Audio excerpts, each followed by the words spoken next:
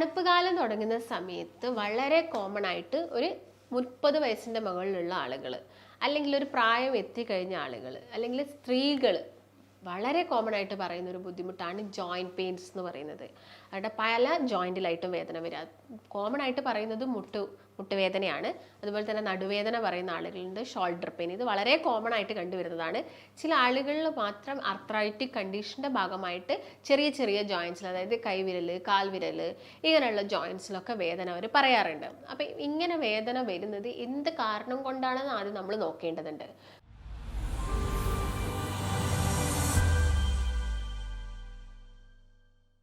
അപ്പോൾ മെയിനായിട്ട് നിങ്ങൾ നോക്കുകയാണെങ്കിൽ ചില ആളുകളിൽ വെയിറ്റ് ഉണ്ടായിരിക്കാം. അത്യാവശ്യം ശരീരഭാരം കൂടിയ ആളുകളിൽ ഇങ്ങനെയുള്ള വേദന വരാനുള്ള ചാൻസസ് വളരെയധികം കോമൺ ആണ്. അപ്പം വെയിറ്റ് കൂടുതലാവുന്ന ആളുകളോട് നമ്മൾ ചോദിക്കുന്നത് നിങ്ങൾക്ക് ഏതെങ്കിലും ജോയിൻറ്റ് കംപ്ലയിൻസ് ഉണ്ടോ, ഇല്ലെങ്കിൽ നിങ്ങൾക്ക് എന്തെങ്കിലും ബ്രീത്തിങ് ഡിഫിക്കൽട്ടീസ് ഇടയ്ക്കിടയ്ക്ക് വരാറുണ്ടോ എന്നുള്ള ബുദ്ധിമുട്ടുകളൊക്കെ നമ്മൾ അവരോട് വളരെ കോമൺ ആയിട്ട് ചോദിക്കാറുണ്ട്. കാരണം ഇതെല്ലാം അവരിൽ ഇടയ്ക്കിടയ്ക്ക് വരുന്ന പ്രശ്നങ്ങളാണ്.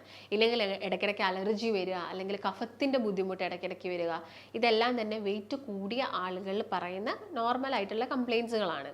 അപ്പം മെയിനായിട്ടും ഒരു ഫസ്റ്റ് റീസൺ എന്ന് പറയുന്നത് വെയിറ്റ് ആണ്. അപ്പം വെയിറ്റ് കൂടിയ ആളുകളാണെങ്കിൽ നിങ്ങൾ ആദ്യം തന്നെ നിങ്ങളുടെ ശരീരഭാരം കുറയ്ക്കാനാണ് ശ്രദ്ധിക്കേണ്ടത്. അപ്പം നമുക്ക് എല്ലാവർക്കും അറിയാം, നമ്മുടെ ഒരു മെറ്റബോളിസവും കാര്യങ്ങളെല്ലാം അനുസരിച്ച് നമുക്ക് നോർമലായിട്ടൊരു ആവറേജ് ഹൈറ്റുള്ള ഒരാൾക്ക് ഒരു പ്രോപ്പറായിട്ടുള്ളൊരു വെയിറ്റ് കീപ്പ് ചെയ്ത് അവരെപ്പോഴും പോകണം. അപ്പം നിങ്ങളുടെ ഹൈറ്റും വെയിറ്റും ഒരു ഈക്വൽ ആയിട്ടാണോ പോകുന്നത് എന്നുള്ള കാര്യങ്ങളൊക്കെ ചെക്ക് ചെയ്യുക. അതിൻ്റെ ഭാഗമായിട്ടാണ് നിങ്ങൾക്ക് ഈ ഒരു മുട്ടുവേദന വന്നതെങ്കിൽ നമുക്ക് ഒരുപാട് എക്സസൈസ് ചിലപ്പോൾ നമുക്ക് ചെയ്യാൻ പറ്റിയെന്ന് വരില്ല. കാരണം നമുക്ക് ജോയിൻറ്റ് കംപ്ലയിൻ്റ് ആണ്, മുട്ടുവേദനയാണ്.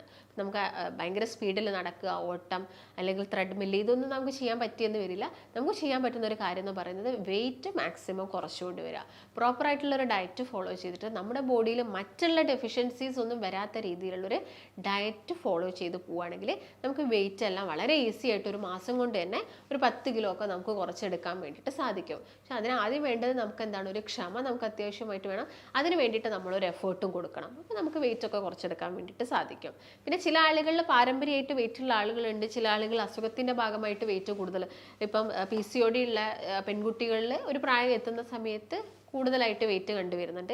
ചില പെൺകുട്ടികളിൽ വെയിറ്റ് മൂലം PCOD വരാറുണ്ട്. അപ്പോൾ അതെന്ത് കാരണം കൊണ്ടാണ് എന്നുള്ള കാര്യങ്ങളൊക്കെ നിങ്ങൾ ചെക്ക് ചെയ്യുക. അല്ലെങ്കിൽ തൈറോയിഡിൻ്റെ പ്രശ്നം കൊണ്ടാണോ വരുന്നത്, അല്ലെങ്കിൽ ഇപ്പോൾ വീട്ടിൽ പാരൻസ് ഒക്കെ കുറച്ച് വെയിറ്റുള്ള ആളുകളാണെങ്കിലും കുട്ടിയാണെങ്കിലും കുറച്ചൊരു ഭക്ഷണം കഴിക്കുമ്പോഴേക്കും വെയിറ്റ് കൂടുന്ന ഒരു ടൈപ്പായിട്ടുള്ള ആളുകളൊക്കെ ഉണ്ടായിരിക്കും. അപ്പം എന്താണ് കാരണം, അല്ലെങ്കിൽ വെയിറ്റ് കുറയ്ക്കാനുള്ള ആ ഒരു മെത്തേഡ്സും കാര്യങ്ങളൊക്കെ നിങ്ങൾ ചെക്ക് ചെയ്യാം.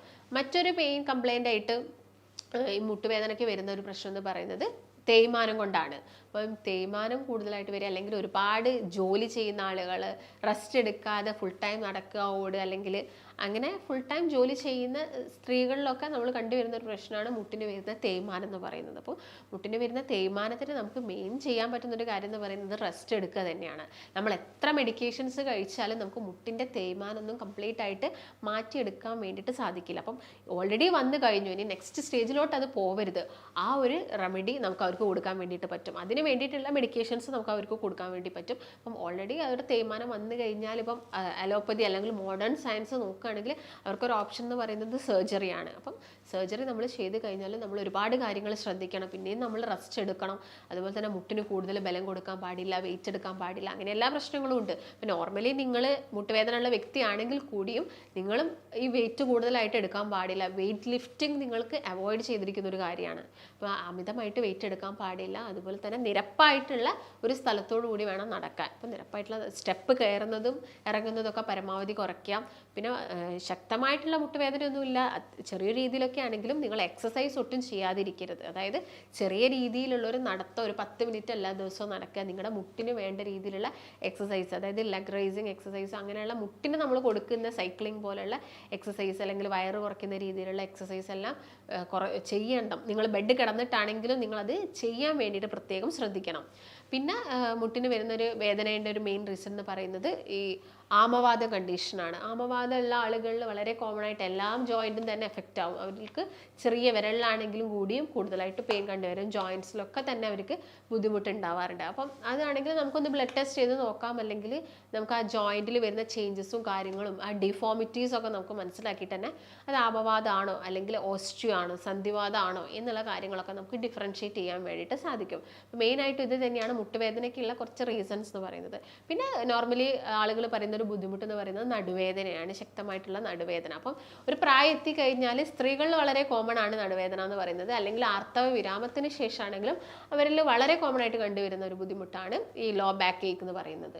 അപ്പം ചിലപ്പം അവർക്ക് അവിടെ തേയ്മാനത്തിൻ്റെ പ്രശ്നങ്ങൾ ഉണ്ടായിരിക്കാം, ചില ആളുകളിൽ ഡിസ്ക് ബൾജായിരിക്കാം, അങ്ങനെയുള്ള പ്രശ്നങ്ങളൊക്കെ ആളുകളിൽ കണ്ടുവരാറുണ്ട്. അപ്പം നമുക്ക് മെയിനായിട്ടും ടെസ്റ്റ് ചെയ്ത് നോക്കണം, ഒന്നെങ്കിൽ എക്സ്റേ അല്ലെങ്കിൽ MRI. ഇത് എടുത്തതിന് ശേഷം മാത്രമേ നമുക്ക് എന്ത് ബുദ്ധിമുട്ട് കാരണമാണ് വന്നത് എന്ന് മനസ്സിലാക്കാൻ വേണ്ടി സാധിക്കുള്ളൂ. ഇങ്ങനെ ഒരു ഡിസ്ക് ബൾജുള്ള ഒരു വ്യക്തിയിൽ വളരെ കോമൺ ആയിട്ട് കാണിക്കുന്ന ഒരു അസ്വസ്ഥതയാണ് ഷയാറ്റിക്ക എന്ന് പറയുന്നത്. അതായത് മുട്ട് ഈ നടുവിൽ നിന്ന് നിങ്ങളുടെ കാലിലോട്ട് നിങ്ങൾക്ക് ഒരു വേദന അനുഭവപ്പെടുന്നു, കടച്ചിൽ അനുഭവപ്പെടുന്നു, തരിപ്പുണ്ടാവുന്നു, കാല് പൊക്കാൻ പറ്റുന്നില്ല, കാല് നീട്ടിയെടുത്ത് വെക്കാൻ പറ്റുന്നില്ല.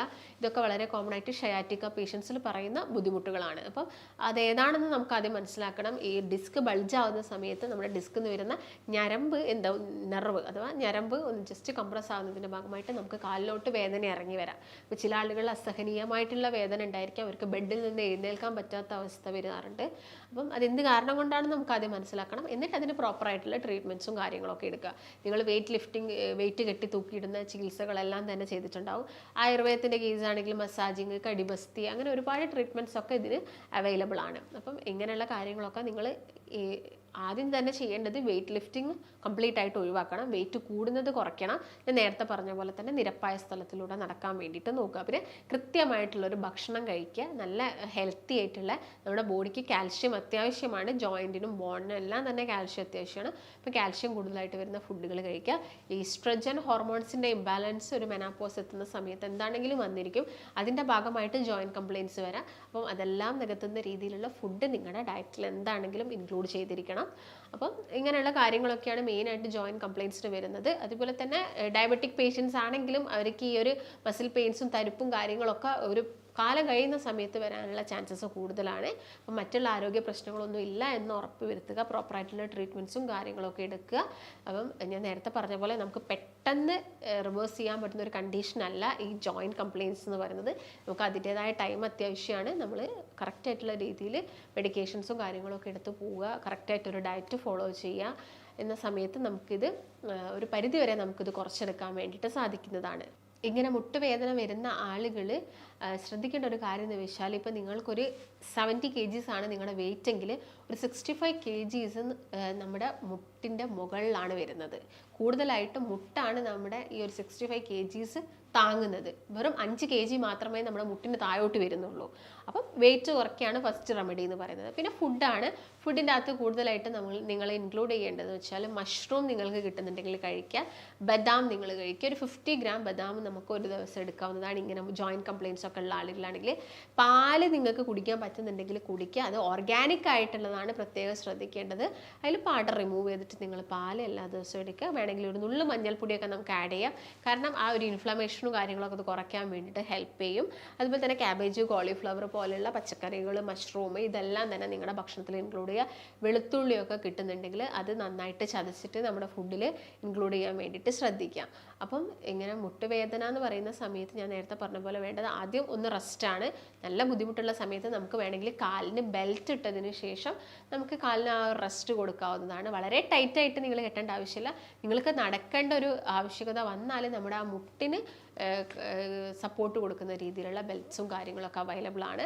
അതൊക്കെ നിങ്ങൾ യൂസ് ചെയ്യുക. അതൊക്കെ ജസ്റ്റ് എന്ത് ചെയ്യുക, ഈ നടക്കുന്ന സമയത്ത് മാത്രം യൂസ് ചെയ്യുക. രാത്രി കിടക്കുന്ന സമയത്തൊക്കെ ആണെങ്കിൽ കാല് നിർത്തി വെച്ച് കിടക്കുക. പിന്നെ എല്ലാ ദിവസവും നിങ്ങൾ എന്ത് ചെയ്യുക, ഒരു ഓയിൽ മസാജ് നിങ്ങളുടെ ആ മുട്ട ഏരിയ അല്ലെങ്കിൽ ജോയിൻറ്റ്സ് ഏരിയ അല്ലെങ്കിൽ ഫുൾ ബോഡി നിങ്ങൾക്ക് എന്ത് ചെയ്യാം, ഒരു മസാജ് കൊടുക്കുക. നമുക്കൊരു പ്രായം എത്തുന്ന സമയത്ത് അല്ലെങ്കിൽ ഒരു 40+ ഒക്കെ ആവുന്ന സമയത്ത് തന്നെ സ്ത്രീകൾക്ക് എല്ലാ ദിവസവും ഒരു ഓയിൽ മസാജ് നല്ലതാണ്. ഒരു 20 മിനിറ്റ് എങ്കിലും എന്ത് ചെയ്യുക, നിങ്ങൾ എണ്ണയെല്ലാം എല്ലാ ജോയിൻറ്റ്സിനൊക്കെ പിടിപ്പിച്ച് യോജിപ്പിച്ചിട്ട് നമ്മളൊരു മസാജ് കൊടുക്കുന്ന സമയത്ത് തന്നെ നമ്മുടെ ബോഡിക്ക് നമ്മളൊരു സർക്കുലേഷൻ കൂട്ടുകയാണ് ചെയ്യുന്നത്. ഈ ഒരു ഏരിയയിലൊക്കെ നമ്മൾ സർക്കുലേഷൻ കൂട്ടുകയാണ് ചെയ്യുന്നത്. അതുപോലെ നമുക്ക് നമ്മുടെ മുട്ടിനാണെങ്കിലും അതുപോലെ തന്നെ നടുവിനാണെങ്കിലും ഷോൾഡറിനാണെങ്കിലും ഒക്കെ തന്നെ ഒരു മസാജ് കൊടുക്കുന്നത് വളരെയധികം നല്ലതായിരിക്കും.